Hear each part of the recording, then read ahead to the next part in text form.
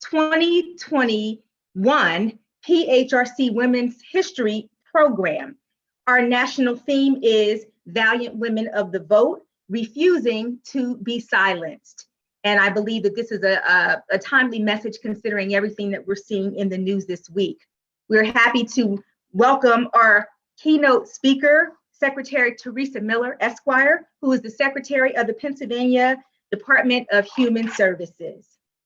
So as we begin our celebration of women's history, we've been doing a series of poetry, some of our executive director's favorite poets, and we've been featuring the works of them. And poet Audre Lorde wrote, "When I dare to be powerful, to use my strength in the service of my vision, then it becomes less and less important whether I am afraid. I am deliberate and afraid of nothing." And that's one of my favorite short pieces, because I think it speaks to the power and the strength of women and how sometimes even when we are afraid, we have to be deliberate and do the thing anyway. And so one of Executive Director's favorite poets is Miss Nikki Giovanni from Philadelphia. And one of my favorite pieces from her is called Poem for a Lady Whose Voice I Like. So he said, "You ain't got no talent. If you didn't have a face, you wouldn't be nobody." And she said, "God created heaven and earth and all that's Black within them." So he said, "You ain't really no hot shh. They tell me plenty sisters take care of business better than you." And she said, "On the third day, he made chitterlings and all good things to eat and said, 'It is good.' So he said, 'If the white folks hadn't been under your skirt and been giving you the big play, you'd have had to come uptown like everybody else.' And she replied, 'Then he took a big Black greasy rib from Adam and said, we will call her Woe Man, and her name will be Sapphire, and she will divide into 4 parts, that Simone may sing a song.' And he said, 'You pretty full of yourself, ain't you?' So she replied, 'Show me someone not full of herself, and I'll show you a hungry person.' A poem for a lady whose voice I like. This is going to be the tone of our program today. And I would like to bring forth our executive director, Mr. Chad Dion Lassiter, who is just roughly about 11 days away from celebrating his 3rd anniversary with PHRC. And he has been extremely instrumental in advancing our program and our social justice lecture series and our outreach efforts. And this is one of them. So thank you, Executive Director, for giving us the space, and welcome. Thank you so much, Tamika, and good afternoon, everyone.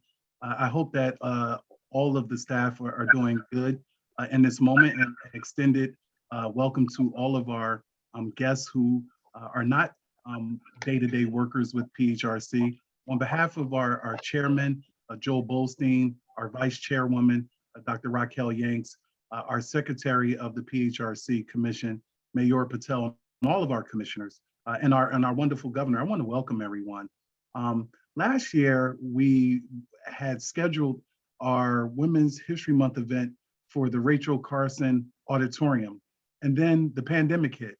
But we still stayed resilient and decided that we were going to have our Women's History Month event rescheduled. And we had our Women's History Month event on September 11th, and it was with our Secretary of State. And so it seems to be a theme here. We're excited that we have the Secretary of DHS here. And who knows, maybe next year, between the advocacy of our commissioners, our staff, and certainly our amazing Director of Fair Housing Commercial Property, Adrian Garcia, maybe we'll have the Secretary of Housing and Urban Development. I mean, it's just we think large here at PHRC because our motto is a commitment to excellence. I'm very excited, but also humbled today that Secretary Teresa Miller will be our keynote. Over the past year, she and our colleagues in the governor's cabinet, we've been lockstep with one another with our primary and secondary experiences, dealing with not just where the democracy is, but all things considering, the peaceful protests, the civil unrest that has a lot of context to it. And so I'm just really delighted that we have her here today as our keynote speaker, and then also excited to hear, the rendition of poems that are going to be brought to us by Regina Young and Dana Prince. And my grandmother would always say, don't get into mentioning names because you may forget some people, but I know that Dana's going to be reading a poem, Brittany's going to be reading a poem, Regina's going to be reading a poem. How could I forget our Director of Policy and Intergovernmental Affairs, Gerline, is going to be reading a poem. And then lastly, as we turn it over to the Mistress of Ceremony, and if I forgot who else is going to be reading poems, charge it to my mind, not my heart. And then lastly, you'll hear closing remarks by a remarkable woman who is the longest standing commissioner at the PHRC with about 44 years, and Dr. Raquel Yanks. And so we're just humbled to have everyone here today. We're excited about the outcomes of this. It's recorded. And then lastly, just while we have this moment together, I want to thank all 3 regional offices, all of the members in senior management, and irrespective of titles. I'm always reminded of my other grandmother who would say, if the toilet is stopped up, it doesn't matter if you're an MD, PhD, GED, no degree, unstop the toilet. And so that's what we do. We deal with the filth of some of the forms of unlawful discrimination in the state, also in the country, and we're unstopping it. And we do it irrespective of our pay grades, irrespective of our titles, because we serve humanity. So humbled thanks to the commission and the staff. And once again, thank you for allowing me to be on this space at this time to just bring welcome remarks. Thank you so much. Thank you, Executive Director Lassiter. We appreciate you giving each of us the space here to present. And another thing that Mr. Lassiter is excellent at doing is with what he calls shared leadership. And we've been purposefully promoting our staff and trying to grow our emerging leaders in the staff. And so it is in that spirit that I introduce our Mistress of Ceremonies for today, Ms. Desiree Chang. Desiree has been with the PHRC as a mediator for a little over 1 year. Prior to coming to PHRC, she worked as a probation and parole officer with specialized caseload of individuals with developmental and mental health disabilities. She acquired her Bachelor of Science in Psychology and MLS from Drexel University, both with high honors. Much of Desiree's professional career has been in roles that include assistance for or advocating for special interest groups. She is a wife and a mother of a soon-to-be 3-year-old boy. When not mediating cases, Desiree enjoys collecting passport stamps with her husband and son. Ladies and gentlemen, I introduce to you Ms. Desiree Chang. Thank you so much, Tamika, for that introduction. And thank you to Edie Lassiter for the opportunity to take on the role of Mistress of Ceremonies today. So I hope to not disappoint. We will begin our program by hearing from several of the magnificent women that we have here at the PHRC. Our speakers this afternoon will be sharing their renditions of poems, as we heard, that were selected by Executive Director Lassiter. So it is with great pleasure that I first introduce to everyone Mrs. Gerline Leroy Esquire. Attorney Leroy is both the Director of Public Policy and Intergovernmental Affairs, as well as Director of the Mediation Program. It has been a sincere privilege of mine to work under Director Leroy, and she will be sharing with us this afternoon her rendition of Still I Rise by the late, great, and thoroughly missed Miss Maya Angelou. Still I Rise by Maya Angelou. You may write me down in history with your bitter, twisted lies. You may trod me in the very dirt, but still, like dust, I'll rise. Does my sassiness upset you? Why are you beset with gloom? 'Cause I walk like I've got oil wells pumping in my living room, just like moons and like suns, with the certainty of tides, just like hopes springing high. Still, I rise. Did you want to see me broken, bowed head, and lowered eyes, shoulders falling down like teardrops, weakened by my soulful cries? Does my heartiness offend you?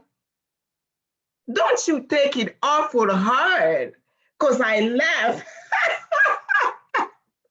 like I've got gold mines digging in my own backyard. You may shoot me down with your words. You may cut me with your eyes. You may kill me with your hatefulness, but still, like air, I'll rise.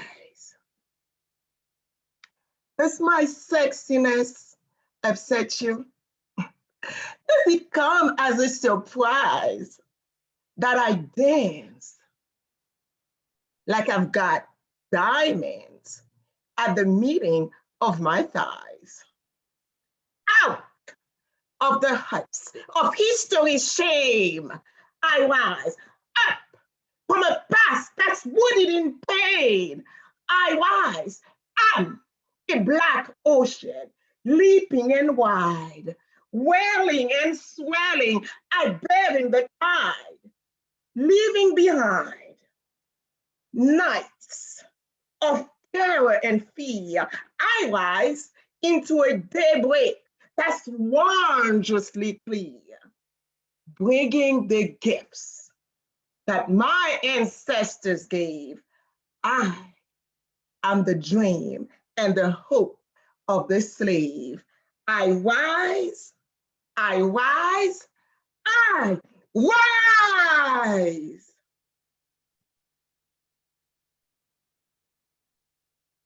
Thank you so much for that, Director Leroy. That was beautiful. And I don't think there was a better person to have given that rendition. Thank you so much for bringing it to life. Next, we will hear from Carrie Gagliano, Intake Supervisor in the Pittsburgh region. Carrie is reciting a piece that is indicative of the current times. The title of her piece is Quarantine Poem by Jessica Caremore. Supervisor Gagliano. Thank you. And that is a hard act to follow, so I'll preface that. So, mornings are so heavy, birds and silence, tea whistle on repeat. Isolation is not always a safe place. I know little girls wishing for wings now, women who can't escape violence by staying in anymore. The birds know all. Singing is an act of survival. This morning is heavy. Silence cuts the air, thin as needle, searching for an opening.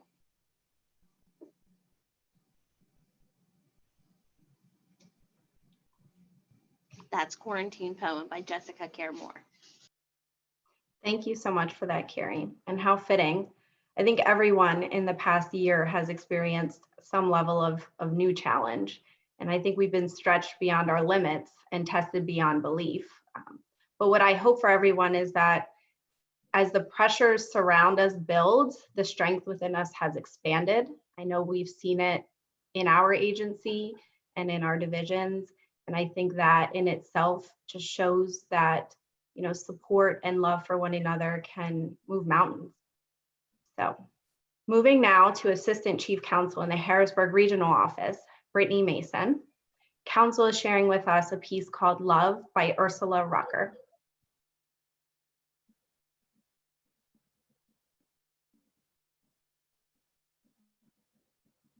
On this day, there will be no talk of war or politic or disaster or death. Love is alive today. So we will speak only of love. There will be only love on tongue and lip and in heart and thought.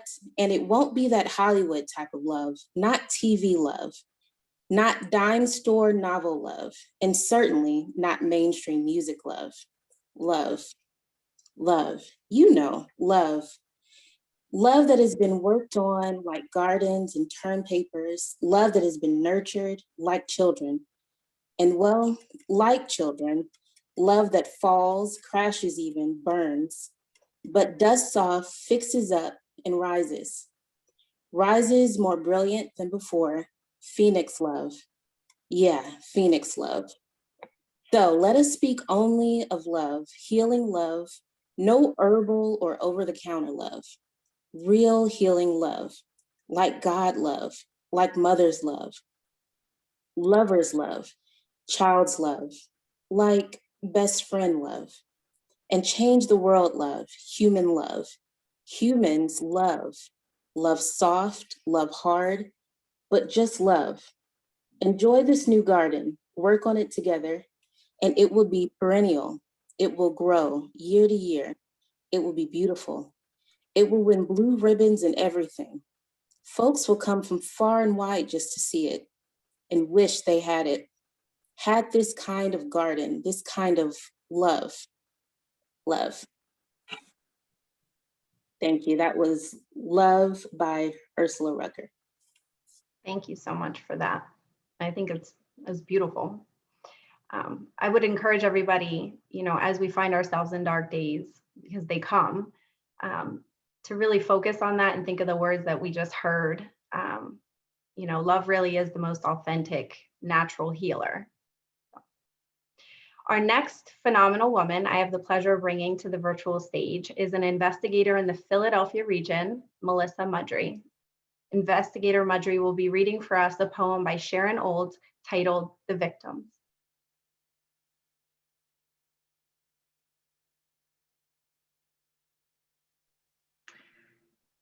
When mother divorced you, we were glad. She took it and took it in silence all those years and then kicked you out suddenly, and her kids loved it. Then you were fired and we grinned inside, the way people grinned when Nixon's helicopter lifted off the South Lawn for the last time. We were tickled to think of your office taken away, your secretaries taken away, your lunches with 3 double bourbons, your pencils, your reams of paper. Would they take your suits back too? Those dark carcasses hung in your closet and the black noses of your shoes with their large pores? She had taught us to take it, to hate you and take it, until we pricked with her for your annihilation, Father. Now I pass the bums in doorways, the white slugs of their bodies gleaming through slits in their suits of compressed silt, the stained flippers of their hands, the underwater fire of their eyes, ships gone down with the lanterns lit, and I wonder who took it and took it from them in silence until they had given it all away and had nothing left but this.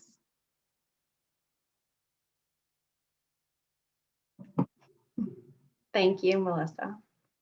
I actually hadn't heard that poem prior to today, but it certainly resonated with me. Our next presenter is another esteemed woman coming from the Philadelphia region, Assistant Chief Counsel Dana Prince. Counsel is sharing with us the piece, Who Said It Was Simple by Audre Lorde. Who said it was simple? There are so many roots to the tree of anger that sometimes the branches shatter before they bear. Sitting in Netics, the women rally before they march, discussing the problematic girls they hired to make them free. An almost white counterman passes, a waiting brother to serve them first, and the ladies neither notice nor reject the pleasures of their slavery. But I, who am bound by my mirror as well as my bed, see causes in color as well as sex, and sit here wondering which me will survive all these liberations. Thank you. Thank you, Dana. I actually did a little bit of research on the author after reading that, and I came across an article that indicated that Lorde is a homosexual Black woman. And so that line that you had read about being bound by her mirror and her bed reveals the duplication of oppression she experienced in both of those roles. And that article went on to say that limited liberation movements are inherently oppressive. And as women, we must respect and support each other in our feminism despite our differences in other areas, which is profound. So Last but most certainly not least, we will hear a quote by again Audre Lorde, recited by Regina Young. And I recently learned that Miss Regina has served the PHRC Harrisburg region for over 3 decades. In fact, I think she's just a couple months shy of her 35th year. So thank you, Miss Regina, for your extended service, and welcome to the virtual stage. Thank you. On Self-Care by Audre Lorde. Caring for myself and not self-indulgence. It is a self-present. Oh, let me start over. I done got nervous. I apologize. On Self-Care by Audre Lorde. Caring for myself is not self-indulgence. It is self-preservation, and that is an act of political warfare. Lorde wrote in A Burst of Light and other essays.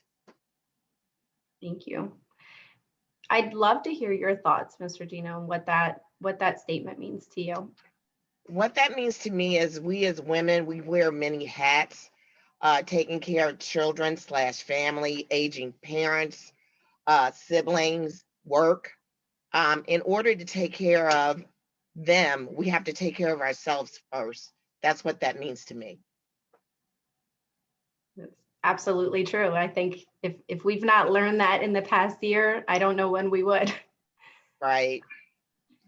Thank you again to all of our readers this afternoon. I think we are truly blessed as an agency to be filled with such remarkable people, but in particular, and for the purposes of today, some remarkable women.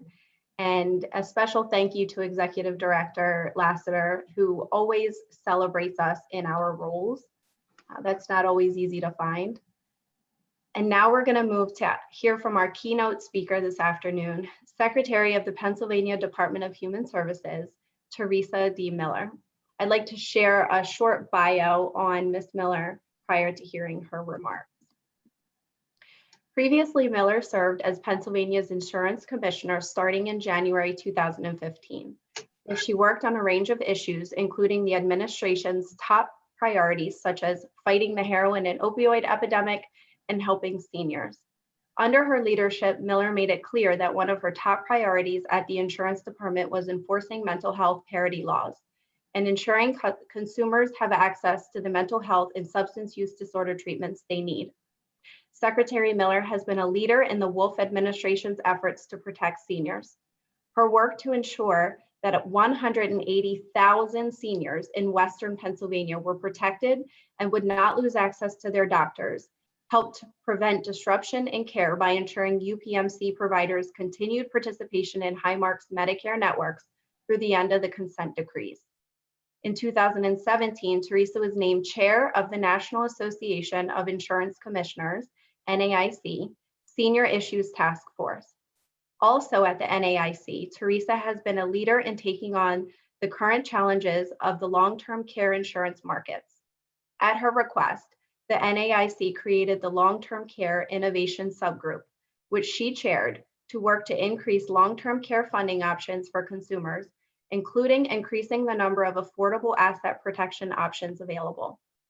Prior to coming to Pennsylvania, Miller served as acting director of the State Exchanges Group, the Oversight Group, and the Insurance Programs Group in the federal government's Centers for Medicare and Medicaid Services. Before her move to Washington, D.C., Miller worked in Oregon, where she fought for state adoption of mental health parity legislation, representing drug and alcohol treatment providers, social workers, the ARC of Oregon, and other advocates for individuals with disabilities. Then, as the insurance regulator in Oregon, she worked to ensure consumers receive the benefits of that law. Miller received her JD from Willamette University College of Law and her Bachelor of Science magna cum laude from Pacific Lutheran University.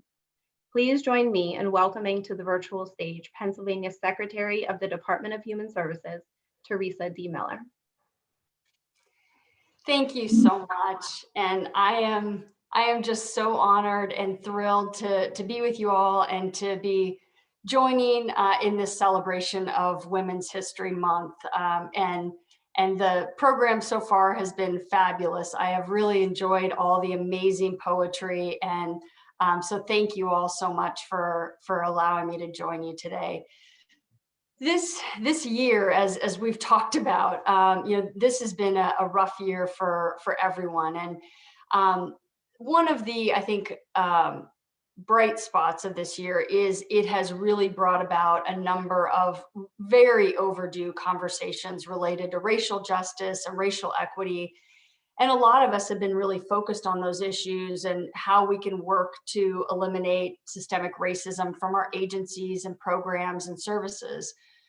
But as we think about how to create a more equitable society, obviously discussions of gender equity are also really, really important.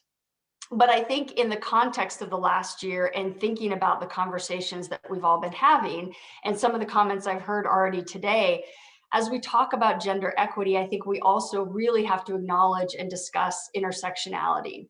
So I appreciate the comments that have been made already on that today. It's a really important piece of this overall discussion of gender equity. So I want to start by asking you to take a moment to think about the leader of an organization, any leader. Do you have one in mind? So think about, what do they look like, this leader that you have in mind? What are their characteristics? Is the leader that you're thinking of a man or a woman? What color is their skin? What religion is this leader? How old is this leader? If you happen to be thinking of the leader of a Fortune 500 company, then the strong odds are that that leader is a white male over the age of 50. And because white men are overrepresented in leadership positions generally, the odds are, if you're thinking of a leader, you very well may be thinking about a white man. When I first started my career, one of my first jobs was as a lobbyist. And I worked for a man who was a white man in his probably late 50s. I was in my very early 20s. And I remember meeting after meeting with clients. And often I would be presenting to a board. And if my boss was in the room, I was always surprised because any questions we would get about my presentation that I was giving would always be directed to him. Even though I was the one presenting, no one wanted to ask me a question. They really wanted to know what my boss thought, which always struck me as kind of odd since I was the one often doing the presentations. One of our clients was the Oregon Trial Lawyers Association. And my boss was not a lawyer, but because we represented a group of lawyers, often people assumed that my boss was a lawyer. Probably not surprising to many of you, no one ever assumed that I was a lawyer. One of the reasons that I went to law school was because I saw the dynamics in meetings with my boss. No one wanted to know what I thought about anything. As a young woman, I found it was really hard to be taken seriously. And on top of that, I had to deal with sexual harassment, inappropriate comments that frankly are just a part of life for a lot of women in the workforce. I had no intention of actually practicing law when I enrolled in law school, but I thought that one way to be taken seriously would be to have more education than my boss and really so many of the successful white men that I know who really don't need a law degree to be taken seriously. Incidentally, I was trying to explain this dynamic to a white man, probably in his late 50s or 60s, when I was interviewing for a job. And he asked me why I went to law school if I didn't intend to practice. And I tried to explain that I wanted to be taken seriously and women are, often not taken seriously, blah, blah, blah. And he just looked at me completely baffled and mumbled something about the fact that he didn't think that that was really the case, that, everybody's equal and there's really no issues. I realized at that point, I probably should have just made something up and said, it was a good education and just left it at that. And incidentally, because I do get asked this a lot, I do think that having a law degree has made a difference in my life and in my career, at least in some respects. I continued in the same lobbying job that I had before law school after I graduated and after I passed the bar. But people continued to assume my boss was a lawyer and I was not, and I didn't expect that to change. But I think I did have some job opportunities that I maybe wouldn't have had otherwise because of the law degree. And a case in point, when I left lobbying and I left that particular lobbying job, it was to take a in-house lobbying job where I was going to go work for a private company. And I think there were two of us that were asked to apply, and we both had very, very similar work experience. I think the other woman probably had more lobbying experience than I did. But the one thing that differentiated us, at least if you looked at our resumes, was that I had a law degree and she didn't. And I could be wrong because I never asked anyone to verify, but I always assumed that the reason that I may have gotten that job over her was just at least in part because I had a law degree. And while I was working for this new company, I ended up having to defend a governor's veto of a bill that my company did not want to see become law. And even though the governor was a Democrat, the Senate was controlled by Democrats, there was still a very serious attempt to override the governor's veto, particularly in the waning hours of the legislative session. And I'll never forget being up in the middle of the night. We were there till 4 or 5 in the morning, right before sine die. And I was counting votes to make sure that the Senate didn't override the veto. And I was called into the governor's office to provide an update on the vote count to the governor himself, who was very concerned about this potential override. And if I hadn't had that particular opportunity to actually talk to him directly, I probably wouldn't have been asked to join his team as his legislative director months later. But that's likely what paved the way to a new opportunity. And as I talk you through my career a little bit, one thing you'll likely see is that I've never really had an intentional focus in terms of where I was going. My dad always told me to follow my bliss, and I've tried to remember that as I've made major life decisions, like major career decisions. And working to improve the lives of others is something that really makes me happy. It gives me joy. And for many years, public service has really been my means to do that. So as opportunities presented themselves, I was able to, I was open to them as I thought about them and sort of weighed whether or not I thought I'd be able to make a difference in that position. That was oftentimes what sort of was the deciding factor in terms of whether I wanted to move positions. But taking the position with the governor of Oregon was a really easy decision. Not all of my career decisions have been so easy or clear cut. But while I was working for the governor, I had the opportunity to work really closely with agency leaders, including the woman who would later become my boss and was really somebody who changed significantly my career trajectory. And when I left the governor's office, I was really intentional about my next move. I wanted to get out of politics. I was burned out and I just needed a break. So I applied for a position in the Oregon Department of Justice, where I would actually use my law degree for once. It was an entry-level position. It was in the Financial Fraud Consumer Protection Division. And I should also say this job meant a significant pay cut. So when I applied for this position, I really had to sit down and figure out if I could live on the salary they were offering. I was essentially going to be reducing my income by half. Obviously, I've taken a slightly different approach to my career and career advancement than some. I've never really believed in a career ladder where you kind of just keep on climbing. I just have looked for interesting opportunities, and if I felt like I could make a difference, then I would just dive in. And I was excited about this opportunity. I was ready for a break from politics and didn't really care that I'd be taking a huge pay cut. So I got the job. I loved it. It was the best attorney job you could get. My job was to protect Oregonians and do whatever I thought was best to kind of accomplish that mission. And the best part of the job was I didn't have clients I had to deal with. I just didn't have clients. So my client was the state of Oregon, and I highly recommend that as a business model for any attorney because you don't really have to deal with clients. So I got to go after businesses who were taking advantage of people. And so once again, felt like I was able to make a difference and enjoyed that role.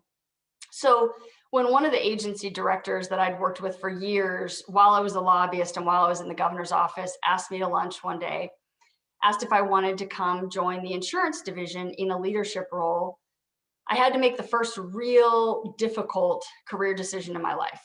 I loved the job I had. I wasn't making much money, but I was loving it. And I had just started the job. I think I was in my second month when I had that kind of fateful lunch.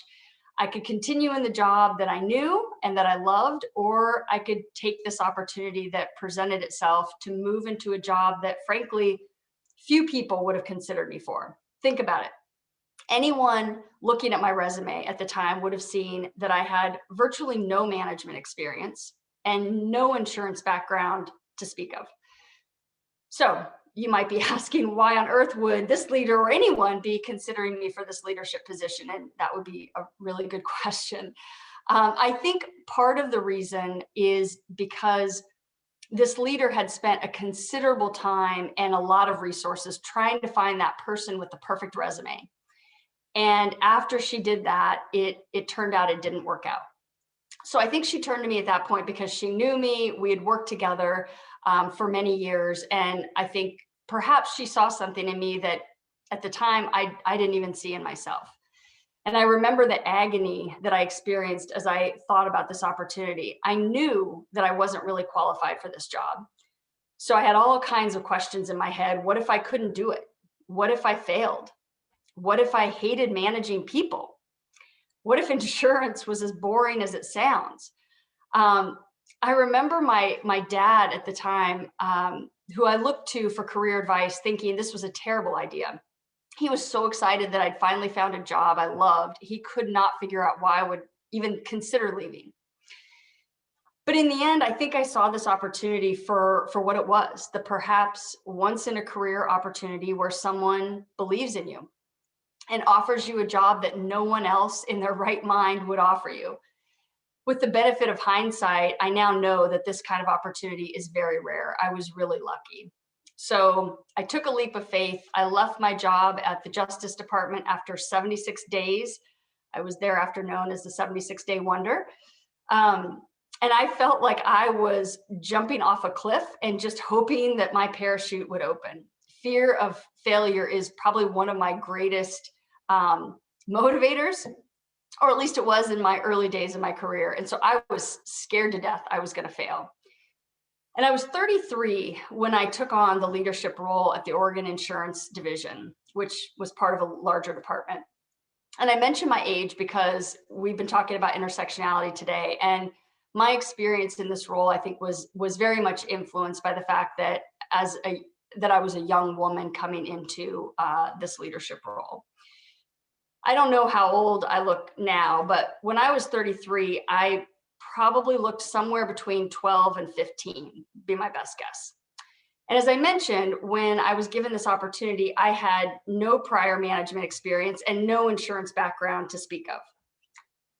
So imagine walking into a job where no less than 3 of the men in leadership in the organization who'd been with the organization for a number of years and had expressed interest in the job were overlooked in favor of a woman who looked like a teenager who had absolutely no subject matter expertise.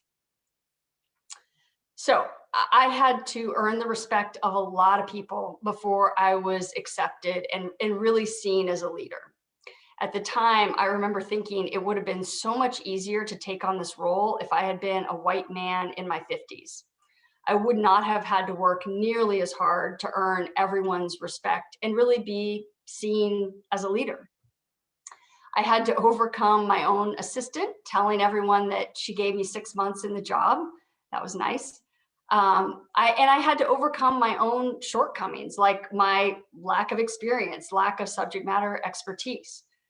I worked really, really hard. I had to. Failure was not an option. But in order to succeed, I really had to work hard. And I know a lot of women on this webinar are probably relating to that. Luckily, I didn't have a family at the time, so I could spend all of my time working. I worked evenings, weekends to get up to speed and really show people that I could be successful in the job. And I took on the acting administrator's job in November. So initially I had come on as the deputy administrator in July, and in January, so this is 6 months after joining the insurance division, I was asked to speak to a group of insurance agents. It was a room of about 65 or so people, the vast majority of whom were white men over the age of 50. And when I say the vast majority, I mean nearly all. There were less than 5 women in the room. I was asked to speak about the insurance division's legislative agenda. At least that's what they said they wanted me to talk about when I asked multiple times before I actually showed up that day. And I was scheduled to speak for about an hour. And I was about 20 minutes into my presentation when a man in the front row raised his hand and said, just like this, "You're not talking about anything we care about."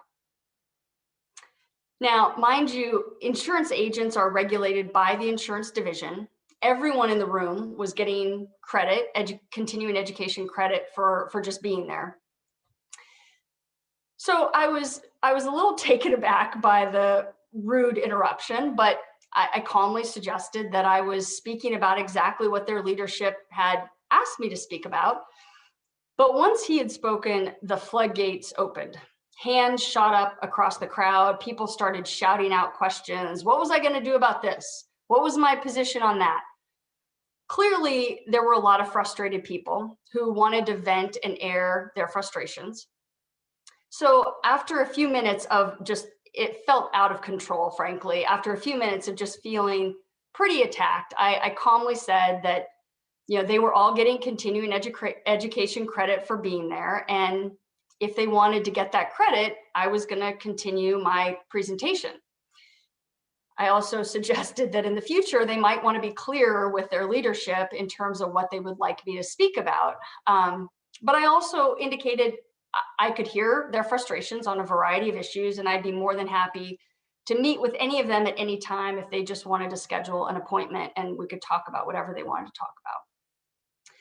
So that quieted them down, and I was able to finish my remarks.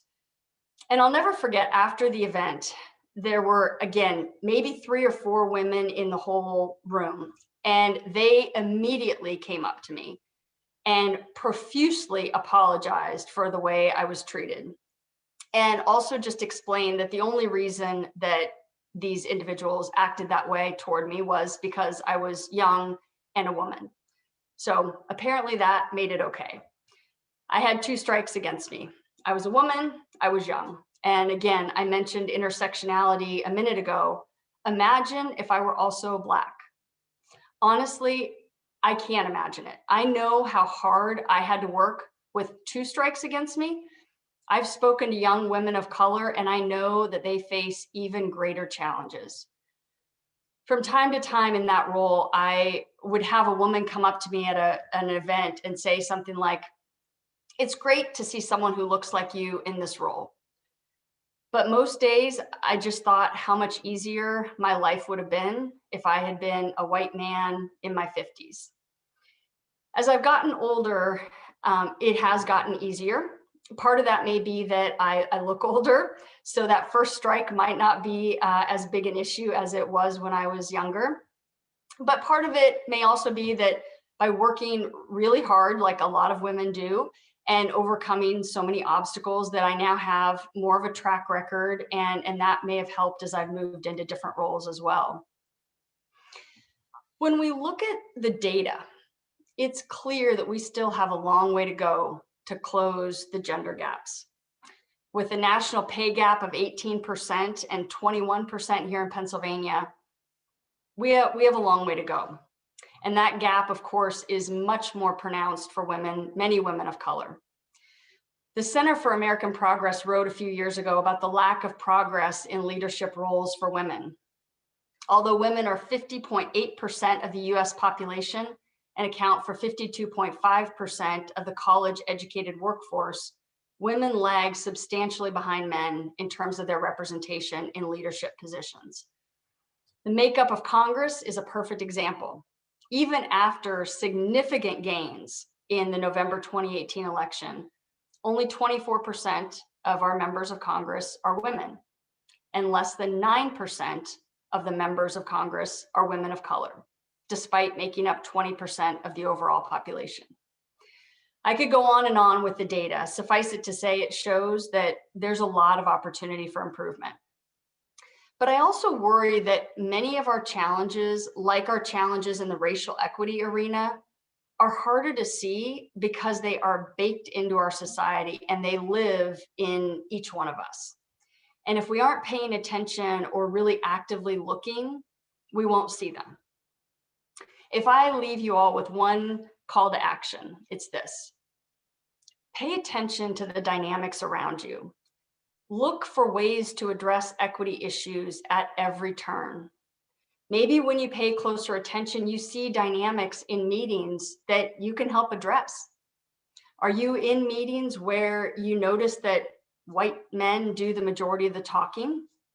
Do you notice that women are being talked over? And do you see the one or two people of color in a meeting being overlooked? As I've had more discussions with some of DHS's staff of color, I'm learning more and more about the specific ways that our women leaders of color in particular are undermined, from having to constantly explain their credentials and essentially why they're in their role, to having their staff copy their boss on every email sent to them. We have to empower the people around us, particularly people whose voices are historically underrepresented, so they know that if they speak up and begin to lead, they'll be supported by those around them. This shouldn't be something that people are afraid to do, but for women, people of color, and particularly women of color, we may get caught in what is known as that likability trap and be afraid that if we use our voices, we will become too much for someone. We can't let that hold us back.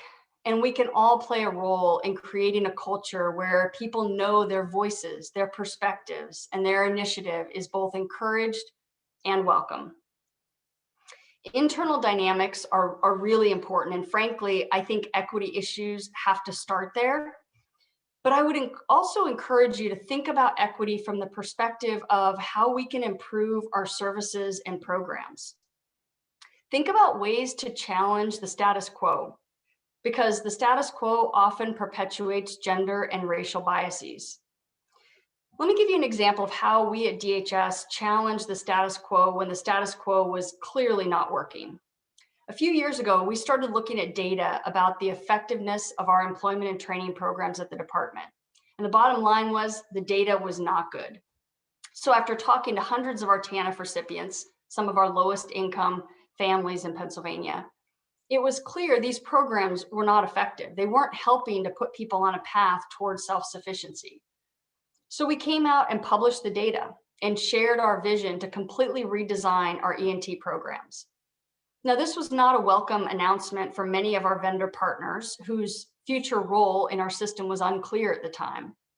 But I feel strongly that this was the right thing to do for the people that we serve.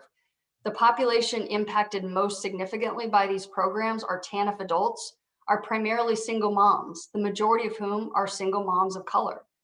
Given the history of systemic racism in this country, these statistics are not surprising. This is a population that doesn't have a lot of political power. And frankly, I think that's why, at least part of the reason why, we didn't attempt to change these programs years ago. We have significantly bucked the system with these changes, but once again, after seeing the data and understanding that we had a problem, I think it was our responsibility to figure out how we were going to fix it. Now, we're still making these changes. We don't have a lot of additional data yet to know whether we've significantly improved the programs. But I think this is a good example because it's a place where it would have been much easier, frankly, to just go with the status quo. We wouldn't have upset anyone if we just kept the system the way it was. But our system wasn't working for the people that we're here to serve. So I felt strongly it was up to us to stand up for them and put radical changes forward that would result in pushback. Yes, we knew that was coming, but would hopefully allow us to better serve our clients and help create opportunities for them to lift themselves out of poverty. And I would encourage you all to do the same. Don't think about diversity, equity, and inclusion issues as something we do to check the box that we've done DEI. Think about these issues as you do your work every day. Look for those issues that cross your desk every day or dynamics that you may recognize in meetings for opportunities to create more equity in our agencies and our programs and services. Find opportunities to discuss these issues and look at the data, because data often helps tell the story of these inequities. The problem is that we don't often look at this data. Issues of equity can be difficult to address because we're talking about unconscious biases, and these issues can be emotional. If you're struggling to figure out how to raise these issues because perhaps it won't be well received, see if you can find data that supports the need to address the issue. Data can help us take some of that emotion out of the discussion and help us focus on the problem. That might make it easier to then work together to develop solutions to address it.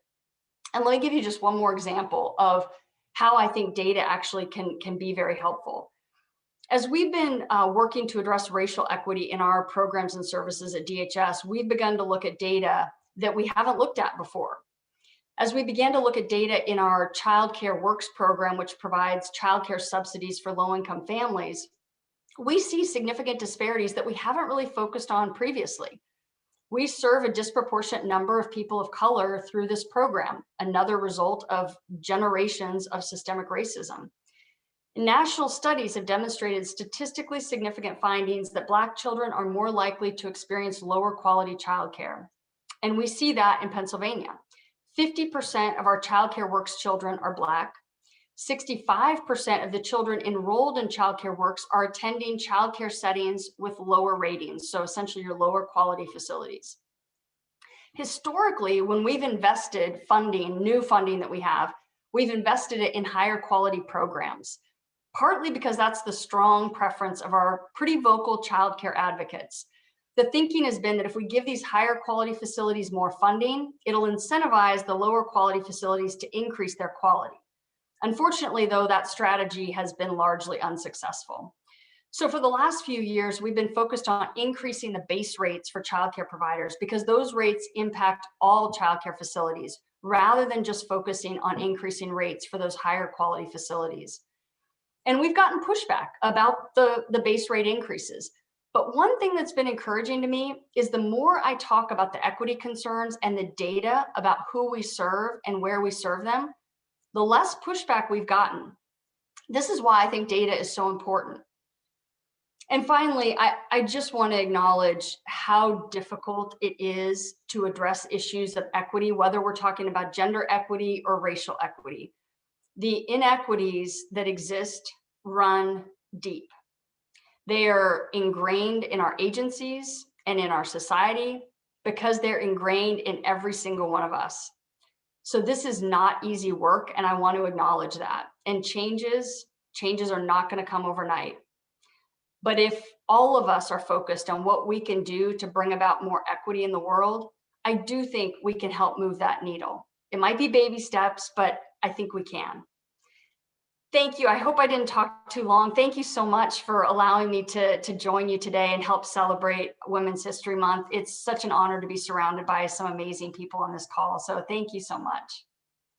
Thank you so much, Secretary Miller, and thank you for the words of encouragement and also the suggestions. I think that's a fantastic suggestion is to, shift the conversation around data, because you can't argue with science, and these conversations are absolutely emotionally charged, and those that have experienced the oppression and the biases and things of that nature, it's really difficult to turn off those emotions. So if we can shift the focus and keep it fact driven, hopefully that will help us to expand the support and the advocates within this movement. So thank you so much. Right, so with that being said, then we will close our program with remarks provided by Commission Vice Chair Dr. Raquel Yanks. Dr. Yanks was recently awarded the Homer C. Floyd Pinnacle Award for Lifetime Achievement in the field of civil rights, which is the highest honor given by the Commission. I want to personally congratulate Dr. Yanks and thank you for the incredible work that you've contributed to social justice. It is with immense appreciation I welcome you to close our program today. So everyone, please give a virtual round of applause for Dr. Yanks.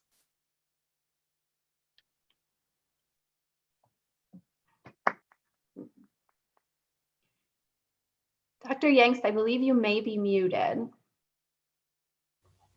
Can you hear me now? Yes, thank you. Well, again, I will say thank you so much for asking me to do the closing remarks. And I want to say that the speaker this afternoon spoke about the problems that she had in the job place being a woman, even though she was a white woman. And if we take what she said today and we multiply by 1,000,000 times, we can appreciate what we women of color go through in the workplace in order to achieve our goals and objectives. However, I also heard a lot of poems recited this afternoon about women. And to me, this is the thing that I would like everyone here this afternoon to focus on. What those poems tell us about love, strength, pride, tenacity, courage, endurance, patience, perseverance. And if we women think of all those attributes that we have and we try to put them in place every day of our lives, I know that we will achieve whatever goal it is that you want to achieve. So let's think positive, let's keep the fight up, and do not give up. We have the strength to do it. Thank you so much. Have a wonderful afternoon. And Tamika, thank you for a wonderful program. Chad, congratulations on the almost 3 years as executive director, and most importantly, for the changes that you have done in this commission and for allowing us to have all these programs that we have had all through the year, even though we have a pandemic. And thank you everyone that participated. A vote of thanks and appreciation from me. Thank you so much. Thank you, Dr. Yanks. So with that, I believe my time has come to an end. Ms. Tamika, do you have anything in addition that you want to add as far as final comments? No, Desiree, except to say that you did an outstanding job today. Thank you so much. You did a wonderful job.